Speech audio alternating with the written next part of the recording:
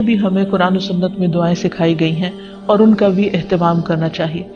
اور انسان اپنی زندگی کا بہترین سرمایہ اپنی اولاد پر خرچ کرتا ہے اور اپنے بعد بھی ان کے لیے ہر طرح کی راحتیں اور نعمتیں چھوڑ کر جانا چاہتا ہے.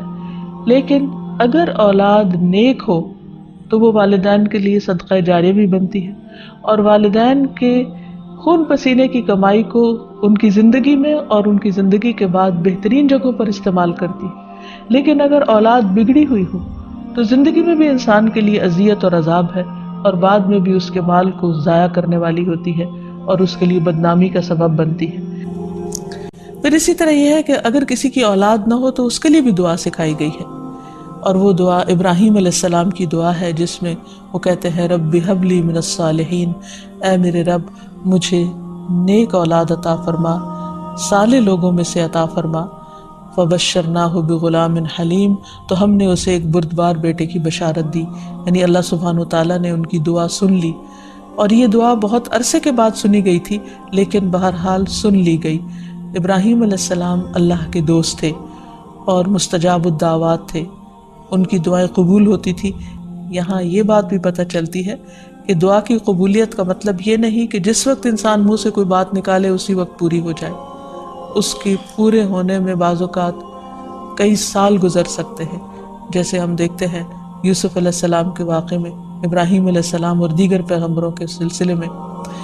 اور پھر ہم اس بارے میں یہ بھی دیکھتے ہیں کہ جس طرح ابراہیم علیہ السلام کی دعائیں قبول ہوئی تو انہوں نے اپنے رب کا اس پر شکر بھی ادا کیا اور فرمایا الحمدللہ الذی وہب لی علی الکبر اسماعیل و اسحاق ان ربی لسمیع الدعاء، کہ اللہ کا شکر ہے جس نے مجھے بڑھاپے میں اسماعیل اور اسحاق جیسی اولاد دی، بلا شبہ میرا پروردگار دعائیں سننے والا ہے.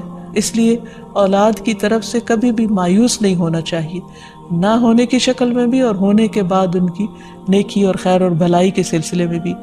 اور اس میں ہم دیکھتے ہیں کہ زکریا علیہ السلام کی بھی اولاد نہیں تھی تو وہ بھی بڑھاپے تک مایوس نہیں ہوئے اور دعا مانگتے رہے.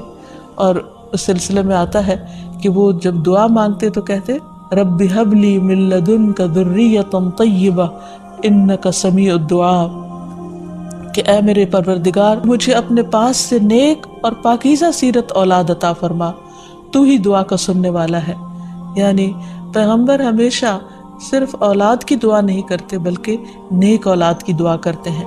نبی صلی اللہ علیہ وسلم حضرت حسن اور حسین کو اپنے پھول کہا کرتے تھے کہ یہ دونوں میری دنیا کے پھول ہیں.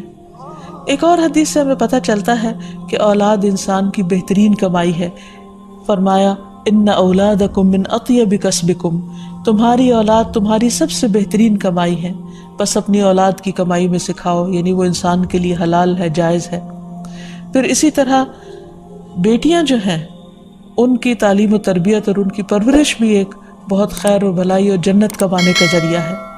لیکن اس کے ساتھ ساتھ یہ بھی یاد رکھنا چاہیے کہ اولاد ایک رسپانسبلٹی بھی ہے، ان کے بارے میں سوال بھی کیا جائے گا.